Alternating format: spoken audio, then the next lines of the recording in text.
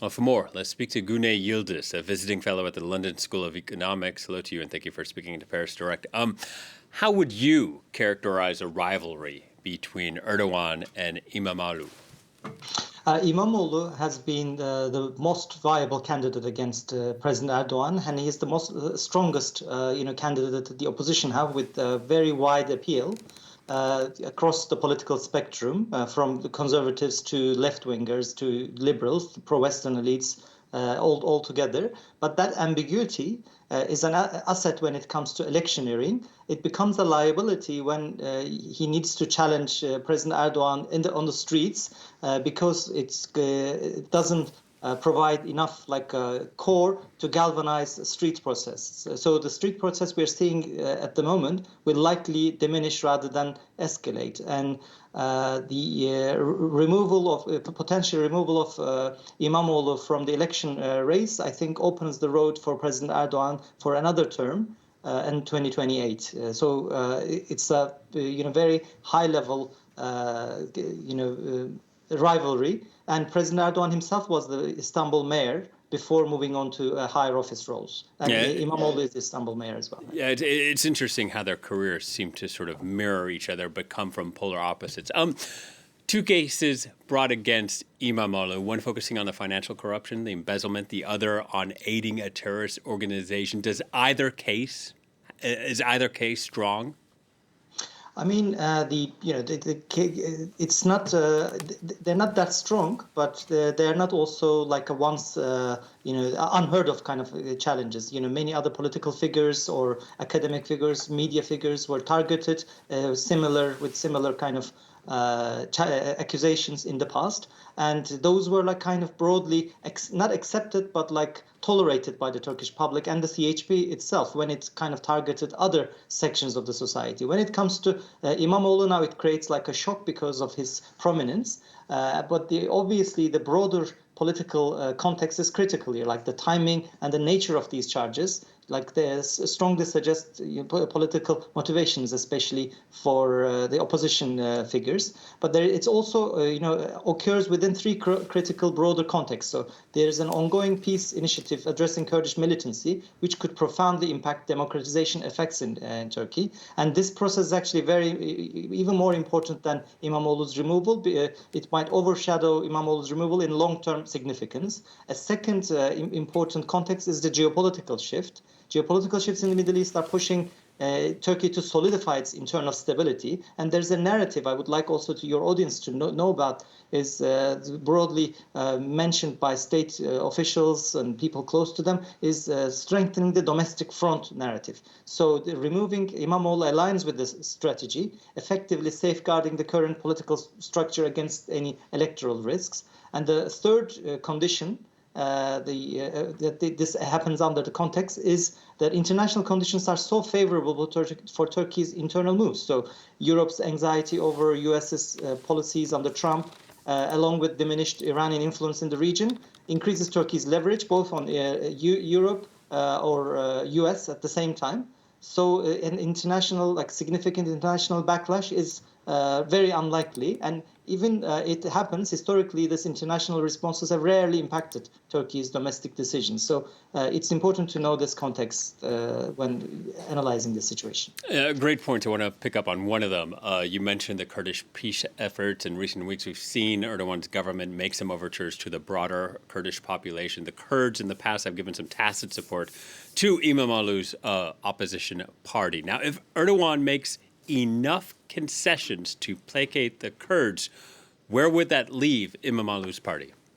Yeah, there are two points to focus on this. One of them is if Imamoglu is indeed removed from the race and the opposition's backup candidate, the Ankara mayor, takes up his position, he has much less appeal towards the Kurds. So I would believe, despite giving critical electoral support to the CHP in recent elections, Kurds would, when they have to choose between this the backup candidate who's more nationalist against the Kurds, and comparing him with Erdogan and his coalition who started this Kurdish kind of peace process, I would believe at least they would stop voting for the opposition. So there is very slow evolution on minority rights or working class issues when it comes to the opposition broadly. Imamoglu is like an exception to a certain degree because of his appeal, but the opposition remained strongly nationalist and not very pro-minority. So if Imamoglu is removed, I think minorities, including the main minority is the Kurds, will stay away from the CHP, which also solidifies Erdogan's grip in the country. Solidifies his grip on the country, also does what you mentioned earlier about stabilizing the internal situation. Is Erdogan reaching out to the Kurds to destabilize the CHP, or rather to make a stability in the country, to move towards peace? Is that more of an altruistic gain?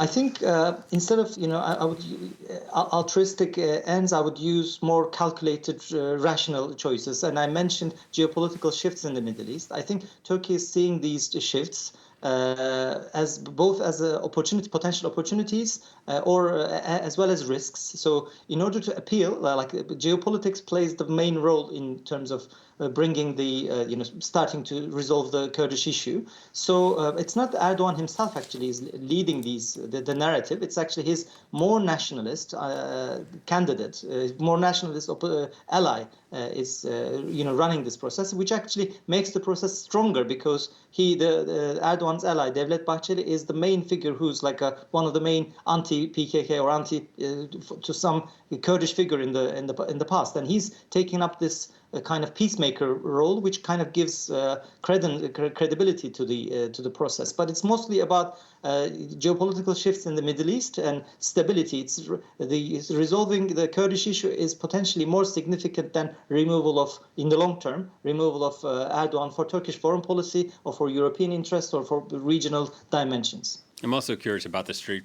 protests at the top. You mentioned that they seem likely to dissipate rather than intensify. But some of the people on the ground, they're saying, I'm out here not for political reasons, but for justice. This is wrong, the cases that are being brought against him. And I'm curious if Erdogan, how he handles this situation. Could he do anything that might actually tip the tide and make you think that these protests will end up getting bigger and move into a larger anti-government sort of position that will be very difficult for him to control?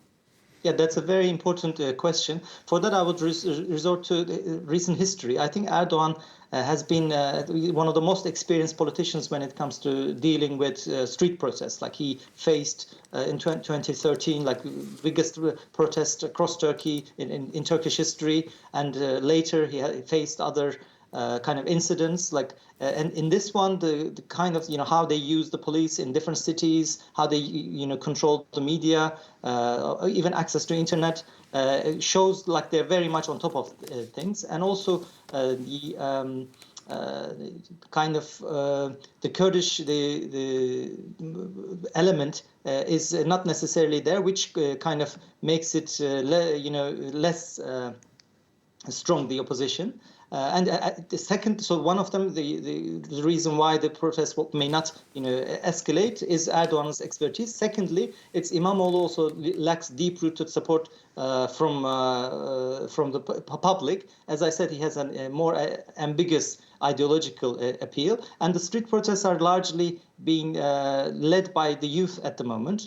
We will have to see whether this segment will be able to bring in other segments of the society to protests. And I see that, from an objective point of view, unlikely to happen. I mean, Erdogan faced way more important or significant challenges before this, and he was able to come out stronger out of them. Yeah, you mentioned the geopolitical angle earlier. Some people wondering, with Donald Trump in power in Washington, maybe Erdogan feels emboldened to make moves like this. But regardless of that, there is one factor here that might make him reconsider: the Turkish lira tail spinning after Imamoglu was arrested.